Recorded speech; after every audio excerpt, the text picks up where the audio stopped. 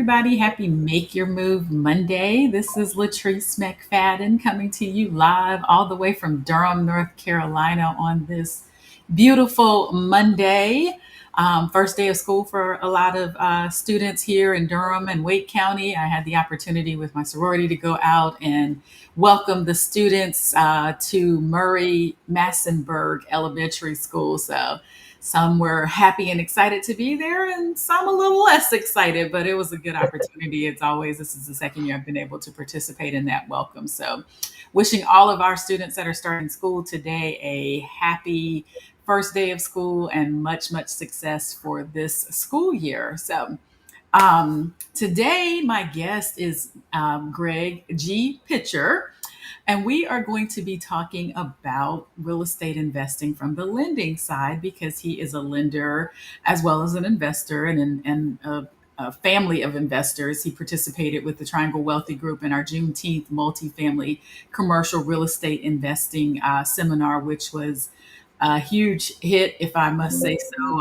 And the feedback has supported that. So, wanted to invite him on to kind of continue from that. He was scheduled previously, but had a little emergency there and wasn't able to join us. So I'm glad that he is healthy and well and able to join us today. So, G, would you please introduce yourself? And I appreciate you joining me. Hey, it's great to be here. Thank you so much, Latrice. And apologize again for my body getting sick and having to cancel the last one. But No apologies necessary. yeah, yeah. Well, thank you. Well, I'm Greg Pitcher. I'm been in the mortgage business for 35 years as of this year, and I focus on a number of things. But real estate investing is become a passion. It's a needed education that most people need. I think is finding out what they're able to do, and of course, my other passion is helping minorities uh, be able to help them grow and with generational wealth. And so I'm happy to be here and always happy to help anybody, whether I'm doing anything for you as far as a transaction, or if I'm just here to help. I love helping people. So bring the questions on. Absolutely. So, tell me first how you got started in investing, and were you an investor first and then a lender, or a lender then an investor? How'd you get started? That's a good question. So, um, of course, being in the mortgage business for so long, I often had clients ask me about investing and doing financing for investments. And so in 2017, I got tired of them asking and me having to forward their contact to somebody else that could do commercial. I just started to open up my own commercial lending brokerage, Simple Life Investments, Mhm. and from there I've been able to help out hundreds of investors to get on. And then of course, investing myself goes all the way back to the 80s with my brother buying investment properties and helping both. He's in the HVAC, and I have a HVAC and electrical background, and helping out there. And I've done quite a bit of even community uh, volunteer work as well on the construction side. So it helps me to understand also building as well. And so now here, 2017, it's just grown so much. I just came from a conference over the weekend on investing, and I am poised to take it to the next level. All right, that's what I like to hear. So, the name of my company is Make Your Move, even though you can only see the broker by EXP part. And I deliberately picked Make Your Move. Obviously, I'm in real estate and I want to help people. Have always had a passion for first time home buyers and helping people get into their first home. But growing in the industry and growing in real estate and just seeing the benefit and the need for not just owning your own home, but for owning using real estate as a wealth building tool. I expanded into, just guiding people and helping people with that process. So, can you talk about, or start us out and talk a little bit about the importance? Because some people nowadays, especially the younger people, they're like, I Yeah. don't know if real estate is a good thing, if that's really truly an investment and if it's more of a liability. So, can you talk about your experience and why real estate is a good thing, even in the current climate? Well, it's an asset that you can, and I'm looking at it from the point of view of the future, right? Hmm. So if you're looking at it from the point of the future, it's particularly somebody young. While you're young, you will at some point in time become more mature. I won't say get older, but become more mature. And so when you get more mature, you're going to need those assets sometimes to be able to help you benefit from other things, but it can also be a source of income that is residual income that keeps on giving. Hmm. So when it comes to investment property, most time people it's not as difficult as they think it is in order to get into it. There's so many programs out here, um, and many people say, "Well, I can't afford to put 20% down, or if it work, I don't have the resources to be able to fix up something." And so I try to educate them and enlighten them that most we can get the money for the down payment sometimes, and then sometimes always you can get the money for the renovation. So Hmm. most lenders, some of them will lend up to 100% of the purchase price Hmm. and then 100% of the renovation amount. So there you go. Of course, you need to have assets. You need to have some money. But of course, you're investing means that you are investing in something. So that means that you are going to look at putting some money into the project. Okay. So let's talk about that. So people do think that I can't afford to do it. Like you said, I don't have enough money. I don't have the experience. I can't. So if someone comes to you and they have an interest, but they have those doubts or fears as far as, or thinking they're not ready, what would you say to somebody? What's your first point of advice or education? First thing I would say is, what do you want to do? Hmm. Instead of worrying about all the things that you don't have right now, I asked them, what do you want to do? Well, I want to get into investing. I said, okay. So here's the first thing you need to do. How much do you already know about investing? Do you own your current home? Hmm. And they tell me, yes, own my current home. I said, then great. Then you've already invested because your Hmm. current home at some point when you bought it, you went to closing, you had to put money down, you paid closing costs. So you somewhat already know the process. And so what Hmm. I would tell them to do is, now that you want to branch out and you want to find a portfolio program, and then I might ask them, do you want to do a fix and flip? In other words, do you want to buy a property, fix it up, and make some money off it immediately? Or would you like to have properties that you could have as a portfolio that gives you residual income by means of rent? Is And one so better than the other? well, no. One is just whatever your goal is. So my thing is, do a couple fix and flips first.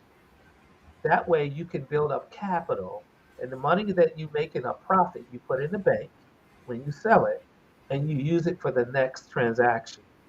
And then once you get that under your belt, then you start buying with the money that you saved or you income that you produced. Use that money to buy a rental. And by rental, I mean a property that you can rent Hold out. on to. Yeah, Hmm. particularly maybe more than one unit if you can find that. Hmm. That ideal. In our area, we don't have a lot of multi-family, but it's something that is definitely in the now future that people are looking for those type of investments. Okay. So speaking about in our area, so I'm in Durham. Your office is in Durham. I know you're calling in, dialing in from Lillington today, but when you say our area, we know that Durham and Raleigh are price wise, and like you said, not necessarily a lot of multifamily. Do you recommend people look outside of those major areas, or what are your thoughts as far as like when you're looking for your first investment property? Where should you look? So if you're a first time, what I call amateur investor, you're just Hmm. learning. Hmm. Um, I would try to find something in your own backyard. Here's the reason why. If you find something in your own backyard within a hour radius of where you live, Hmm. you're going to be able to go check on that property as it's being renovated. You're going to be able to control your contractors a little better, and you're going to keep close tab on everything because you want to learn your mistakes and your successes. And so as you do that, that's going to give you the encouragement to move on to the next one. Now, of Hmm. course, once you that's only for some people. There are some people that I love. They're adventurous and they don't care where it is. They want to get in this investment and they generally want to find where they can get it as low as possible.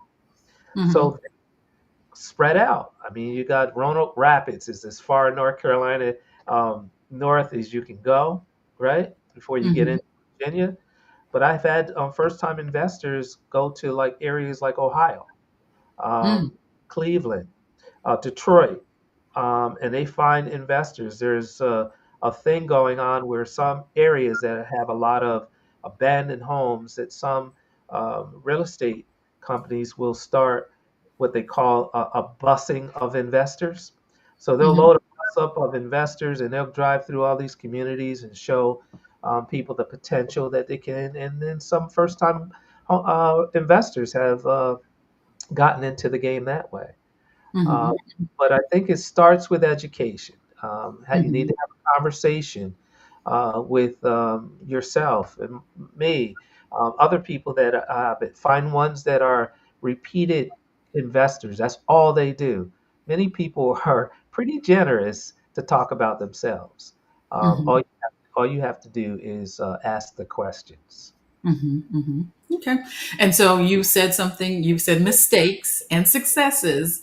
So that means that there's going to be mishaps in the business. What are the most common mishaps or things that come up that people consider mistakes or that happen that they're like, oh, I didn't plan for that? What do you find? I'm going to say it this way: um, a lack of reality. Hmm. And I say lack of reality because you have to plan, right? Before you Hmm. do anything, there's a proverbs in the Bible. It says calculate. It says calculate the cost. Hmm. So you have to calculate the cost, and that doesn't mean money. It means your time, right? Hmm. You Hmm. have to foresee any mishaps. For instance, you're doing a renovation and you open up a wall that you didn't get a chance to look at, and it has all black mold in it. What do? Right?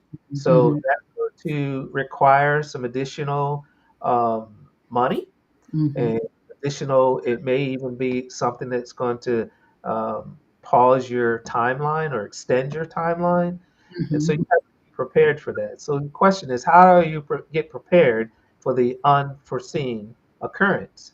Well, Hmm. that's where there's a contingency, right? Hmm. So what I say is, when you're investing, if you're going to plan to do this in 3 months, which is ideal, 30 to 90 days. If you can do a renovation between 30 and 90 days, oftentimes that's going to save you money. And Hmm. if you can, here's another trick. If you can get the property that you're going to flip under contract before you start doing the work, now that's your dream, because then you don't have to worry about finishing it. And as we know, properties are staying on the market longer right now than they've been in the last, what, 10 years? Hmm. Hmm. So Hmm. Yeah, so you want to take into consideration that now that you flipped this property and it's renovated and it's ready to go, now it's on the market and now I have to sell it. Okay, so just to be clear, because I was a little confused. So you're mean like before have it under contract for sale before you finished it. So That sort of like builders do, where you're built you go and you do it go under contract before they finish the product. Okay, Yeah, all right. even if you can get a like they do on building, they have pictures of the after what the house is going Hmm, to look hmm, like hmm, afterward. Even hmm. if you can do that, use some software to be able to uh, Render what you took. right, Okay, exactly. If you can that's do a good that, tip. I never then thought about that before. you're acting just as a builder, Hmm. so building that, and once it's done, you're going to sell it. Okay, that's a good tip. I had not thought about doing that for a fix and flip. So that's a good idea. Go ahead so that somebody knows that's where they want to be. They know that you're going to do a good job, and I like that. Yeah. So let's focus on the lending side. What are you looking for when someone wants to come in and do a home? And I don't know if it's different if you want to separate it if they're doing a fix and flip versus if they're planning to do a buy and hold. What are you Yeah. looking for? So it's very simple. I have you fill out a sure application, which basically puts some things you wouldn't put on a residential application. You Mhm, may, the question is, do you have a LLC? So you're going to put the property in the LLC. mhm, Uh, and so we need to know what that LLC. Now, if you have not established an LLC yet, that's okay, because before you close, you need to establish an LLC. Okay. We generally want your EIN number on the application, your name, your address. If you already have an address of a property you're looking at right now, you put that on there. mhm. They generally want to know what your experience is. How many properties have you flipped in the last 3 years? If you are a new investor and you haven't flipped any, that's okay. We have lenders that will do it. New flippers, even on the 100% program, you can be a new investor and still qualify for that. Okay. Yep. And the rest is just your profile. You don't have to put your employment or your income. None of that is required. This is asset based lending, so everything is about the property. Mhm. uh, yeah, they're looking at um, your profile. So your personal credit is a requirement. Most lenders want to see that you have over a 650, but we have programs that we can do with people under 600 even. So your credit, and then so you don't need like personal bank statements, personal tax returns, anything like that. Nope. Most of the lenders just want to know where you have the money to close. So they may require a bank statement just to show that you have the money to close. And And does that have to sometimes be in your LLC bank or your uh, personal, or be does it matter? personal or business. Okay. It can even Okay. be a 401k. Like if you're going to pull the money out of your 401k, you can also get a 401k statement. Okay. And then do you have to liquidate that before, or you just have to show that you have it there? You just have to show that you have it there. Hmm. They're gonna leave it up to you on the hard money and then cut and commercial side. They're gonna Hmm. leave it up to you. They just need to make sure that you're gonna have the funds prior to closing. Okay. And so what are you looking at? Like hundreds of thousands, tens of thousands? How much are you looking at realistically to be able to do your first flip? So let's take a Mhm, $100,000 um, transaction, property that you're buying for 100,000. mhm, Um, if you're doing it initially, and we're not using the 100%, you're going to be required to put 20% down. So that's 20,000.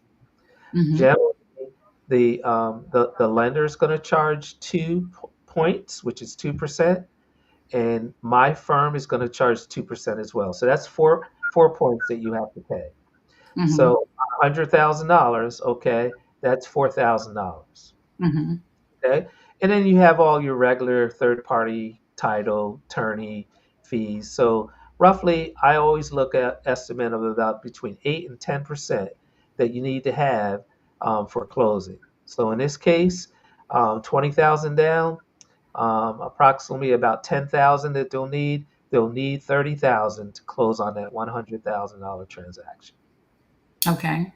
And if you Okay. were using one of your 100% programs? 100%, that lender I'm sorry, let's generally. go back. So that is also, that's just the purchase. That is not the rehab.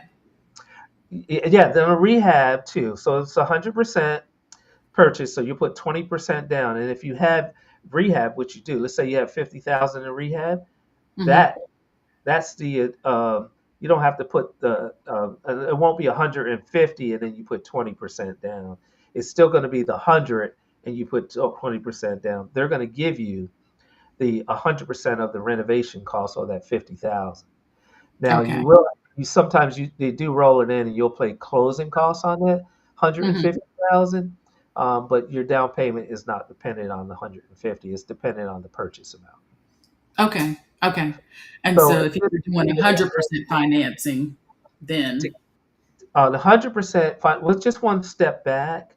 Um, Mhm. when the loan amount, even though your purchase price is 100,000, your loan amount now will be 130,000 in that 50,000 of renovation scenario. So your loan amount will be 130,000. Okay, so your Mhm. payment will be based on 130. So the 20% you put down made your 80,000. Okay, and Mhm. then they're going to give you 80,000 plus that 50,000. That's 130. Okay, on a fix and flip. Okay. Okay, Okay. so on a rental, they do a what they call a DSCR loan. A DSCR loan is a debt service ratio, and what that is they're going to take what the proposed rent is for that property, and that's how they're going to underwrite it.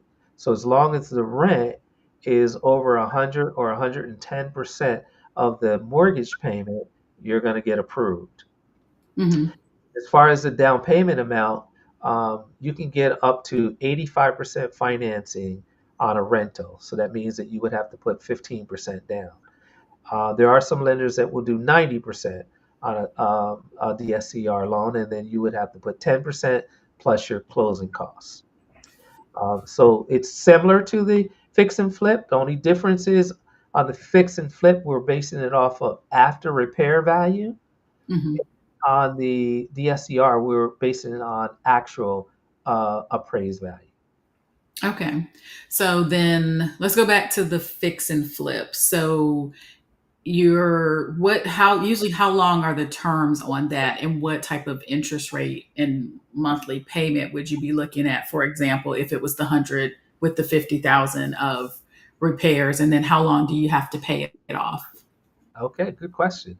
So on the 100%, it's usually 11.99 is the rate, or 12.99, depending on what your credit scores are. And Mhm. then your payments are interest only. So you're only going to be required to pay interest. And it's interest on the 130,000 as our scenario that we use with the $100,000 purchase price. Okay. And Mhm. on a rental, your payment will be fully amortized. Okay, Mhm. fully Mhm. amortized, the rates are much lower. Right now, they're in the sevens, and they're a 30-year fixed. So it's just like your residential terms. Mhm. It's the terms only different. It's an investment property. Okay. So, question, you said with the DSCR, usually it's 15% down. Mhm. But there are some that will do 10% down and the interest rate's a little bit lower. What are the closing cost fees? Is it still the same? Yeah, the Um, closing costs are the same. on that scenario, the closing costs will still be around 10 grand. Hmm. Uh, and there are some lenders that will allow you to roll in some of the closing costs, particularly if you do it in step. Now, there's some people that start off as a fix and flip, or another term for it is a bridge loan. Okay.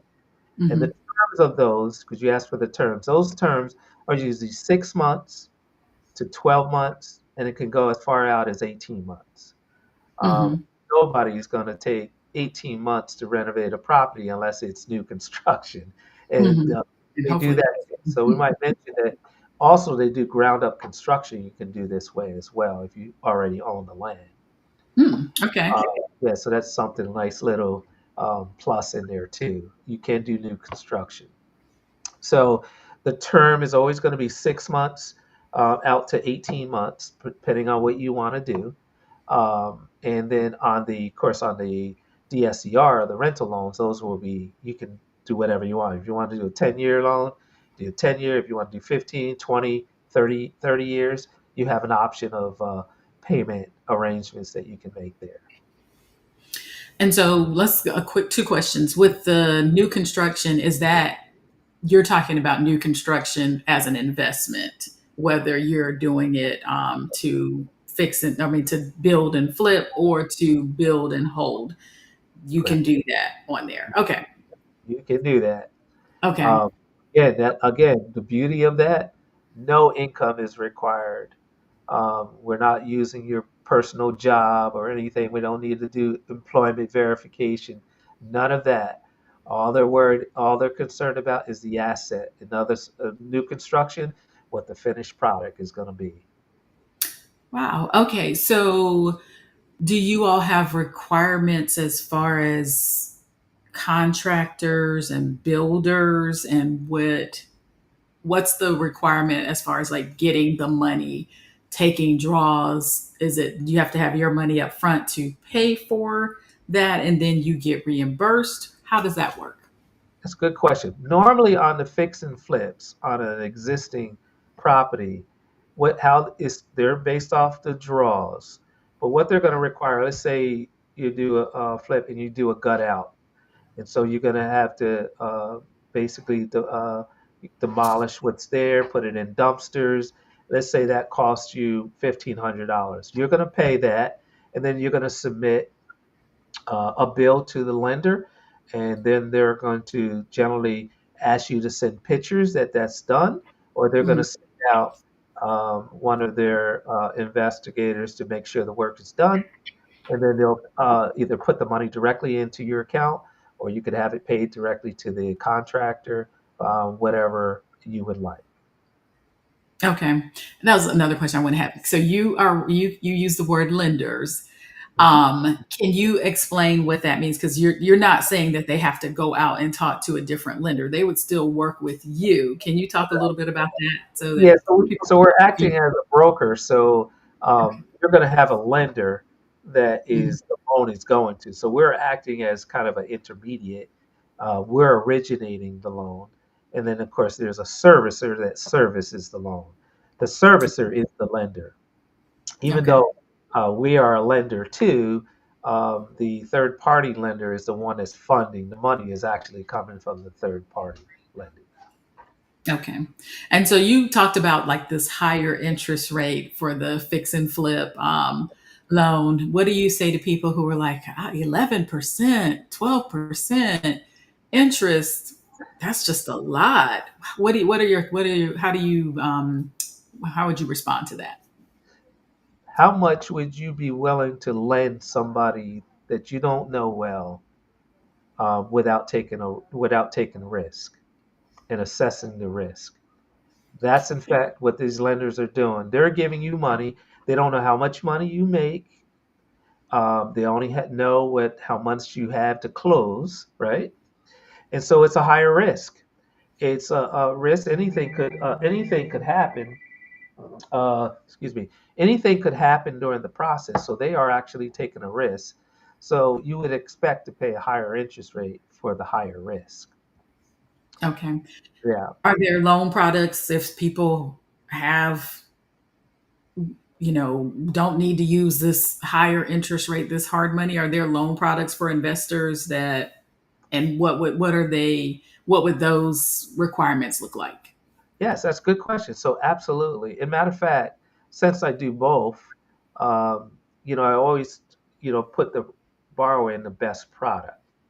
So if Hmm. you're somebody that's trying to do a rental and they show their income on their tax returns and they can afford it, then we just put them into a conventional Hmm. a rental.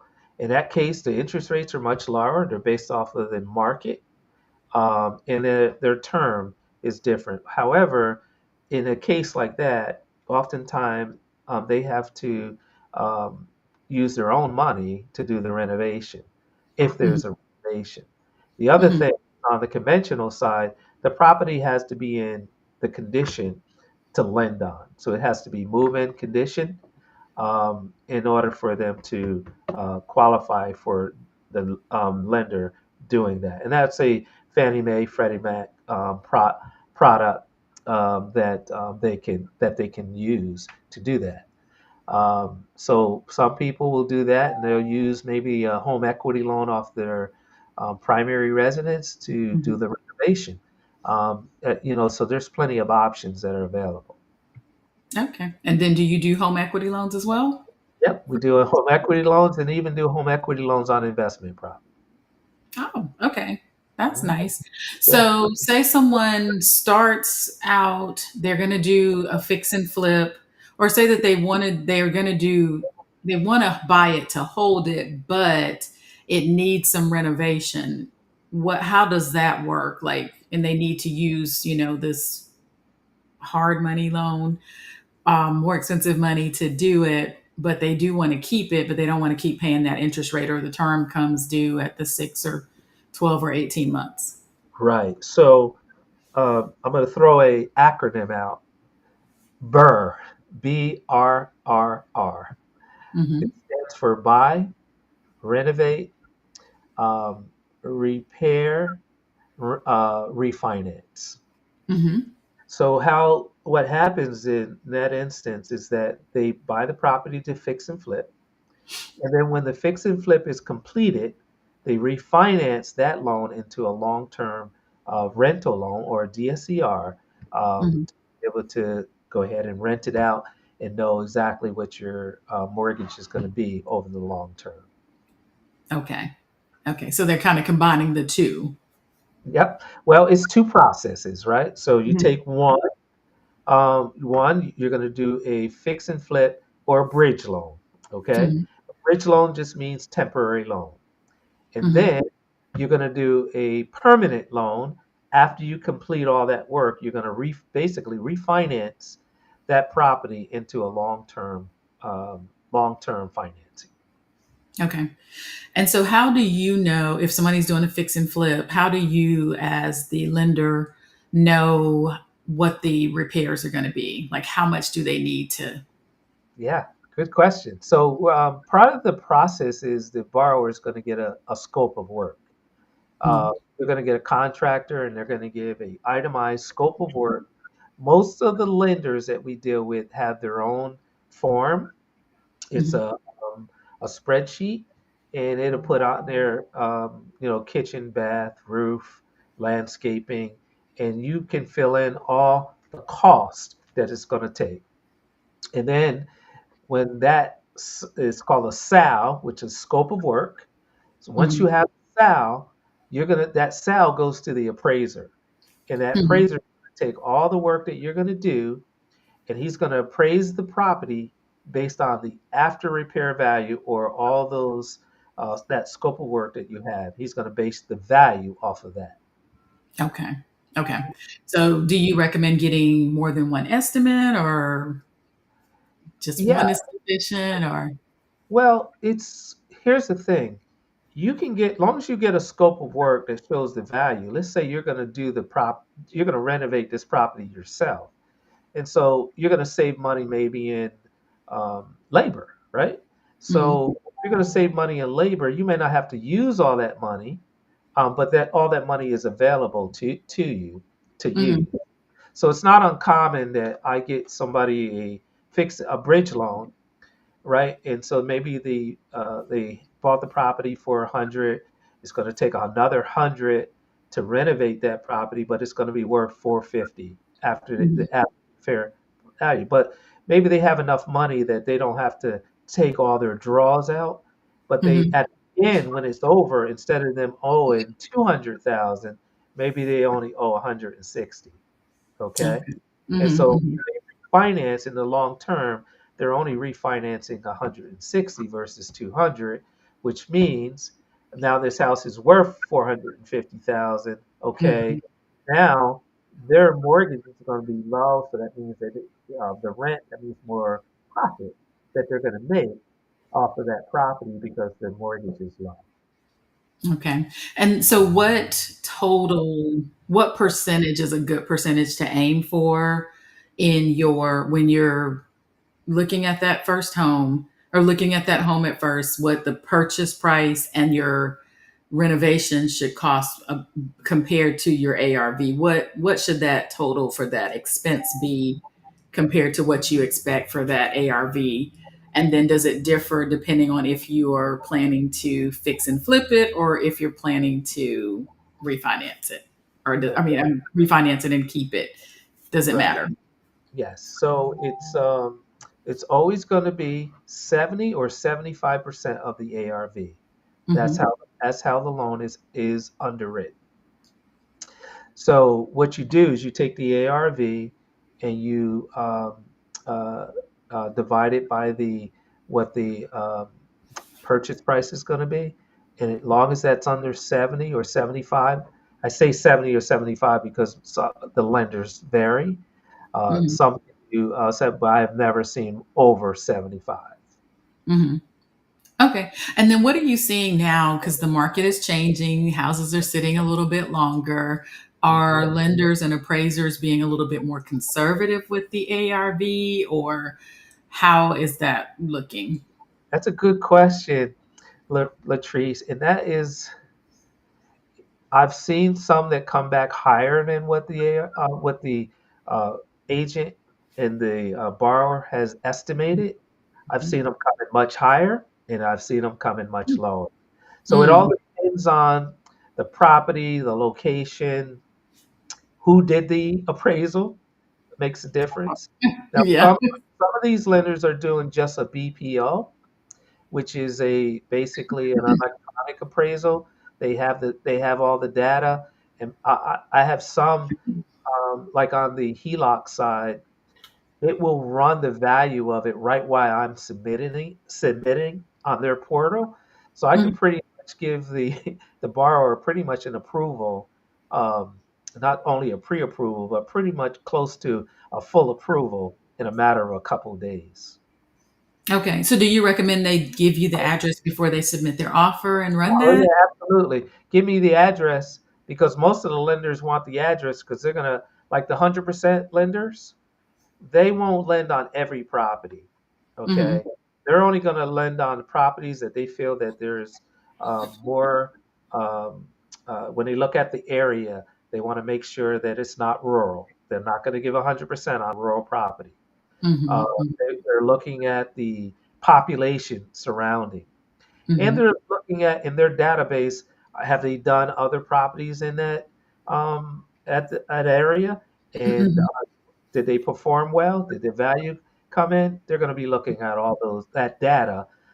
You don't have to look at it, but they have to look at it. But if we have the address, remember, we have hundreds of investors that are willing to give them a loan. So if one doesn't work, some of the other ones may. Okay. So basically, somebody's interested in getting into investing. Mhm. Um, they should come to you first and or the realtor and then get the pre-approval similar to what you would do if you were buying a residential home, and then you can give different options depending on their scenario, and then before they decide they want to submit an offer, before they submit an offer, come back to you, say, this is the address I'm looking at. What, are there lenders that would loan on this? What will be the best type of product? And what's the max you think I should offer? based on what we expect the scope of work to be. Is that Yeah, pretty much? that you hit it, Latrice. I would just add that you, the agent, that is helping somebody that says they want to buy investment property, that we Hmm. all three get on the phone, Okay. talk about what they want to do, what they want to accomplish, because s- different than on the residential side where you want to get approved because you have debt ratios that are involved and Hmm. things like that, and person's employment and whether they've been employed for 2 years or whatever. You need all that information, but on hard money, you don't.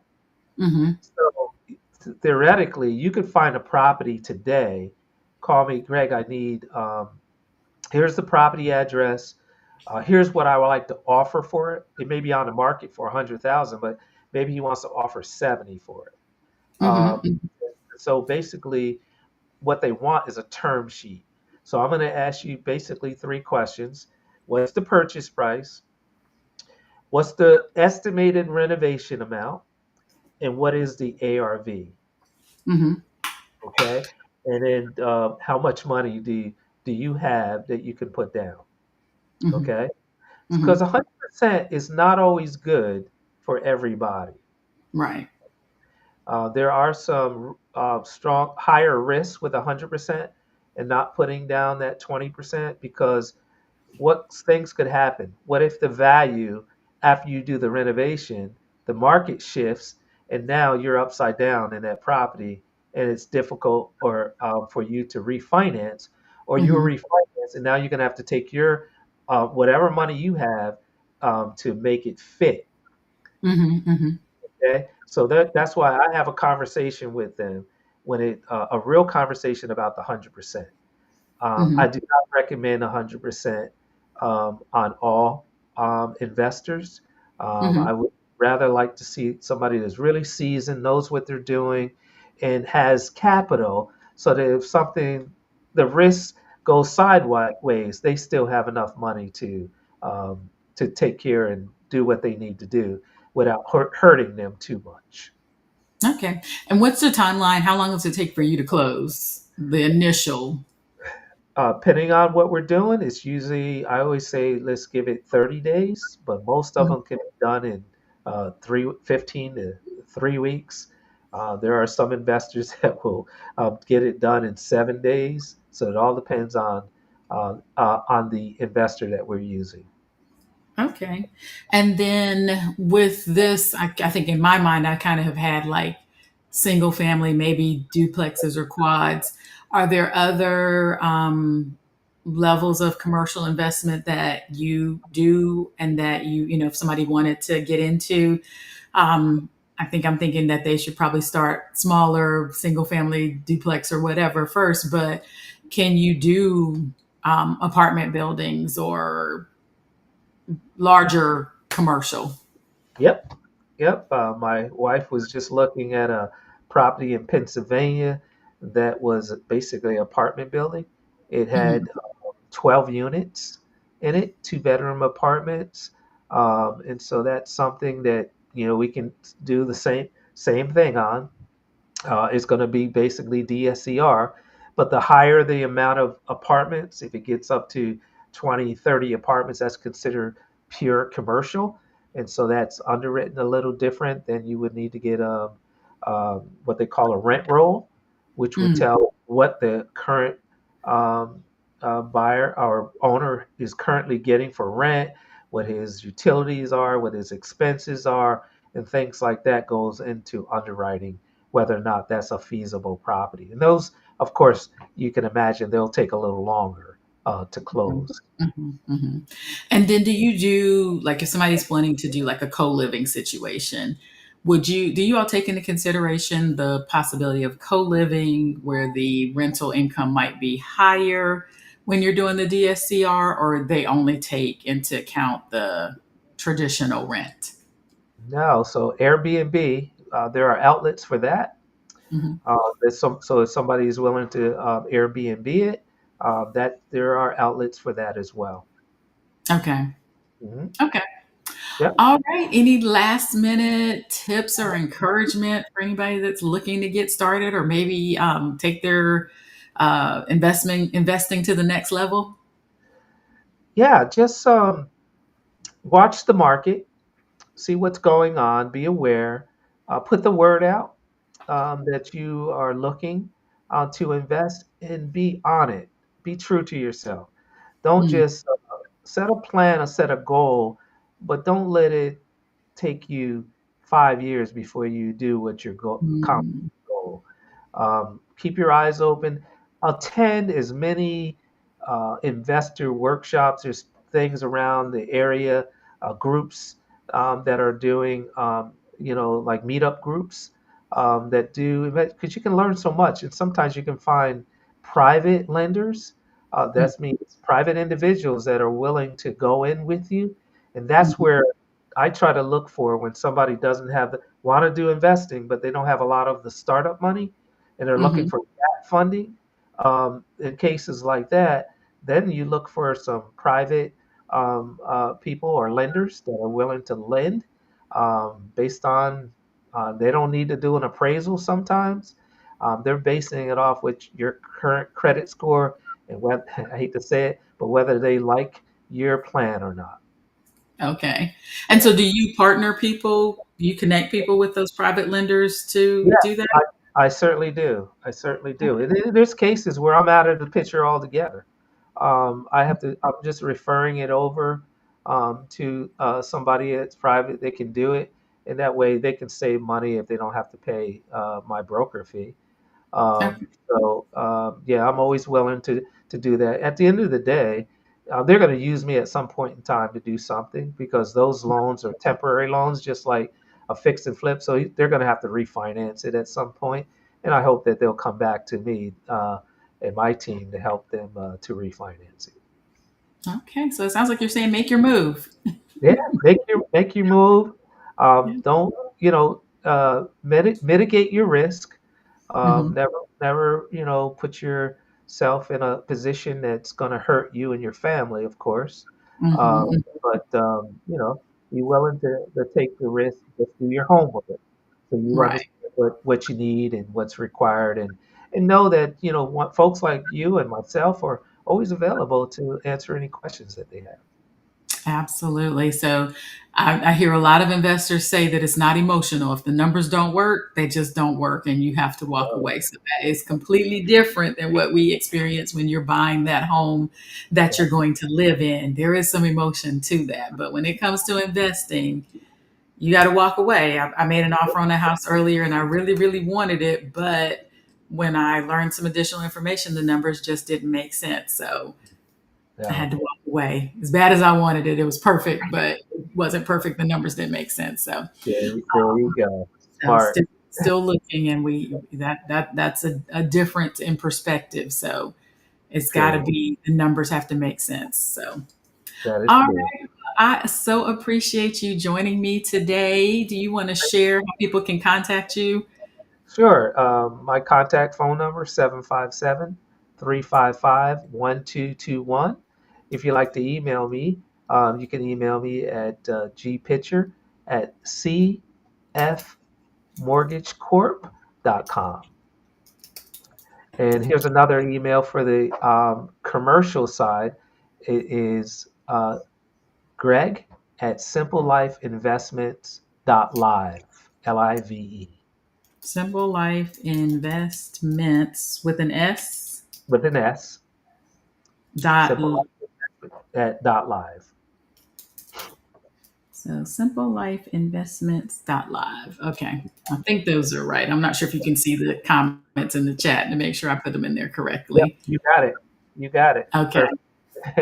All right. Well, I again appreciate you taking the time today to educate and enlighten people on that you can do it. A lot of times, like you said, people are afraid, and you just think I can't do it. There's some reason that I can't do it, and then when you find out, like a lot of times when I have first time home buyers, they're like, "Dang, this was a lot easier than what I thought," but I just had made up in my mind that it was not something that I could do. So I always encourage people to get the education, and with us and with the Triangle Wealthy Group, we are always having seminars and information or opportunities to educate and enlighten people on first time home buying, on investing. So you can follow us on Facebook at facebook.com/triangle wealthy group so that you can stay abreast of the events that we're having. We have consumer facing and education events the second Saturday of every month at 2 o'clock. So just go to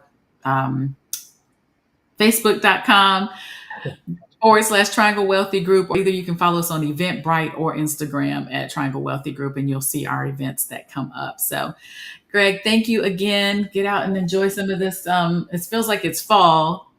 We had a complete flip in the weather, so but it's really nice out. So enjoy some of this beautiful weather, and everybody remember to make your move because every step counts. And we will see you back here next Monday. No, next Monday is Labor Day, so we may not see you back. We'll see. But thank you all. Have a great day and make your move. Okay. Have a good one. You too. Thank Bye you. bye. Bye bye.